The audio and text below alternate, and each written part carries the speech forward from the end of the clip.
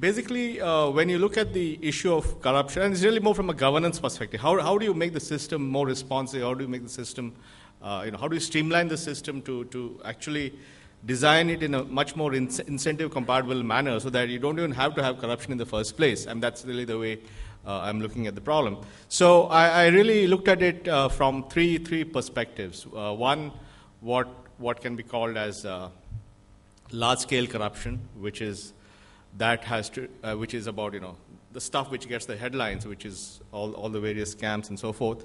The second is which is not so prominent in the headlines, but in some sense for the poor people of this country is far more insidious, which is retail corruption at the point of contact when people deal with the system.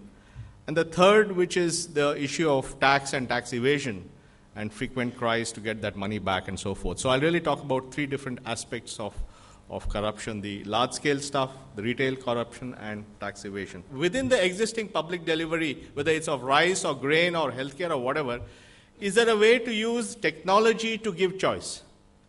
Now, and that's exactly what we're actually doing, which is how do we create a new delivery architecture where the person has the mobility and choice to access his service from multiple providers. Because the moment you can architect something to have a choice from multiple providers, then the bargaining power shifts from the supplier to the beneficiary, because if one particular supplier is not giving him good service, he can go somewhere else and get the same service, and therefore he gets sort of a choice within the public system. Now, an example of that is, but to do that, to create this choice-based public delivery, you need to create portability of your entitlement, right? That means if, let's say that in the public distribution system, I'm entitled to get 25 kilos of rice, then I need an ability to go to any shop and claim my rice. Otherwise, what is portability, right? So if I have the entitlement, I should be able to go to any shop and claim my rice. Now, the moment I want to have a system where I can go to any shop to claim my rice or wheat or sugar or kerosene, then the question comes, if I'm going to a shop which is an alien shop where they don't know who I am, how will that shop know I am the person to give that rice to? And therefore, having the ability to verify a person's identity becomes very important. And that's the only way you can unlock this whole thing, right? The only way you can unlock the whole thing is by making sure that wherever he goes, he can verify his identity. And if you want to make it verifiable across shops or across locations, then you need some kind of technique by which he can verify identity anywhere. You can rethink the way you design things. So you don't need to do all these surveys. You say, anybody wants to apply for PDS? Come and apply for the PDS.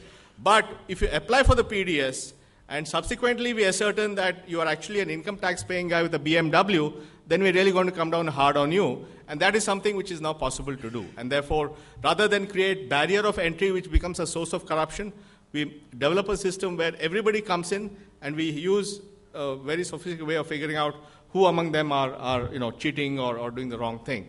Rather than saying every ministry will do auctions, because then you're reinventing the wheel every time, you should think of creating a much more central facility which provides auction capability, which can be used by every ministry. The advantage of that is that you can concentrate your expertise, and there are lots of auctions, upward, downward, Dutch, English, Vickery, whatever.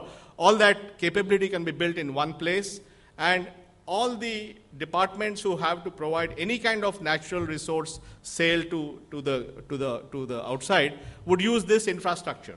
And this infrastructure would have all the technology, it'll have all the auditability, all that stuff.